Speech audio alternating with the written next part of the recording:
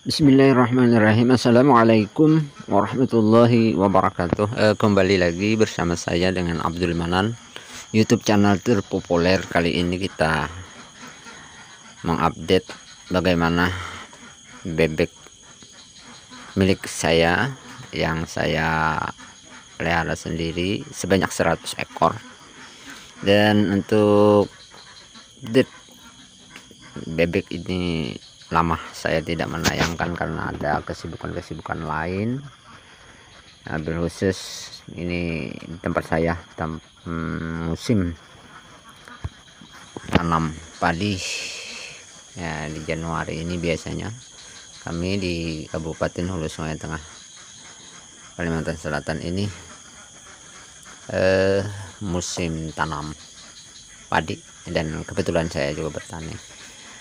Oke sobat pecinta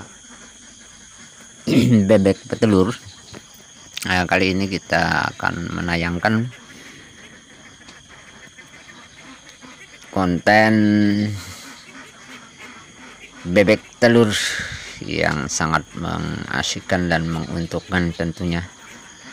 Oke sobat-sobat yang baik hatinya, ikuti terus ya bagaimana saya di pagi hari ini memungut telur dengan begitu senangnya karena mengambil hasil dari beternak bebek petelur yang sangat menguntungkan dan mengasyikkan. Oke sobat-sobat yang budiman yang baik hatinya, kita berternak bebek itu tentu harus belajar, dan supaya kita tidak hitung-hitungannya rugi, ternyata banyak yang perlu kita pelajari dalam dengan bebek. Yang pertama, kita kalau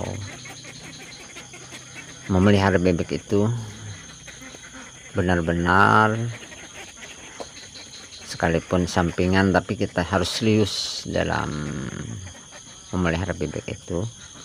Kalau kita mau hasilnya melimpah, tentu kita harus tahu ilmunya, dan ini bisa kita pelajari bagaimana cara memelihara bebek supaya bebek 100 ekor ini menghasilkan, menguntungkan bagi peternaknya itu sendiri. Menurut hemat saya, ternyata beternak bebek ini sangat menguntungkan. Keuntungan yang pertama, kita kalau senang dengan bebek atau telur bebek itu kita akan mudah untuk mendapatkannya, terutama kalau kita sesekali tidak punya ikan atau lauk yang lainnya, ya alternatif pilihannya bebek yang ada yang kita angon. Kalau saya sangat senang dengan telur bebek ini karena nilai gizinya sangat tinggi dan enak tentunya. Kemudian harga telur bebek sekarang ini, kalau saya menjualnya 2.500 per butir, itu pun kekurangan telurnya, dan untuk pemasarannya sangat mudah. Oke sobat, untuk selanjutnya bagaimana langkah-langkah supaya kita menghasilkan telur bebek yang besar, kemudian bebeknya full bertelur atau minimal 90%, karena rasio perbandingan pakan dan penjualan telur itu, kalau bebeknya 100 ekor Kalau telurnya 50 butir itu baru untuk biaya pakan. Nah, jadi 50% untuk pakan, selebihnya itulah untungnya. Nah, jadi bagaimana supaya kita untung? Nah, bagaimana kita bisa memelihara bebek itu hasilnya kalau tidak 100% minimal 90%. Nah, itu akan sangat menguntungkan bagi kita. Oke, sobat-sobat pecinta ternak bebek sekalian, langkah yang pertama, pilihlah bibit bebek yang unggul tentunya dan yang seragam. Kemudian yang kedua, manajemen kandang perlu disiapkan semaksimal mungkin. Manajemen kandang yang saya maksud adalah kandangnya harus kering, anti becek, dan tentu ukuran yang ideal buat bebek. Nah, kalau saya polanya pola umbaran. Milik saya ini untuk blok 1 ini 50 ekor, yang bloknya yang satunya 50 ekor. Itu ukurannya 2 kali 5. Nah, 2 kali 5. Nah, itu menurut saya ideal, tidak terlalu besar dan tidak terlalu kecil. Namun perlu diperhatikan untuk kandangnya itu diberi sekam padi, taburi minimal itu ketebalannya sekam padinya itu 5 atau sampai 7 cm lah.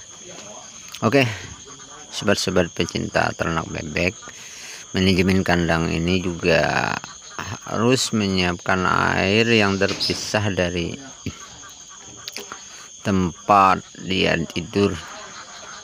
Kalau tempat makannya tidak apa-apa di dalam, namun kalau airnya di luar itu lebih ideal, supaya bebek itu tidak terlalu banyak main air-airan. Oke, sobat-sobat, yang selanjutnya tuh perlu diperhatikan, bebek jangan terlalu diberi pakan yang berlebihan, karena dia akan kegemukan, itu pun akan mengurangi produksi telur itu sendiri. Harus seimbang, berilah pakan yang seimbang. Kalau saya memberi makannya itu dengan pakan pabrikan dengan takaran 13 kg 100 ekor per harinya. 13 kg atau 12 sampai 13 kg per 100 ekor setiap harinya. Nah, ditambah nantinya dengan pakan alternatif. Kalau saya sayur-sayuran untuk menjaga kesehatan bebek itu sendiri, dan supaya tidak terlalu boros makannya, saya beri sayur-sayuran eceng gondok nantinya untuk menambah nutrisi, supaya seimbang. Kalau menurut hemat saya, dalam selama 4 bulan memelihara bebek petelur ini, hasilnya telur itu kualitasnya lebih besar, kemudian kuning telurnya itu lebih baik daripada yang tanpa diberi sayur-sayuran. Nah, jadi itu kegiatan saya dalam memberi pakan jadi dengan takaran 6 kilogram di pagi hari, 6 kilogram di sore hari, antara 12 sampai 13 kilogram per 100 ekor bebek. Oke sobat-sobat pecinta bebek sekalian, kemudian berilah makanan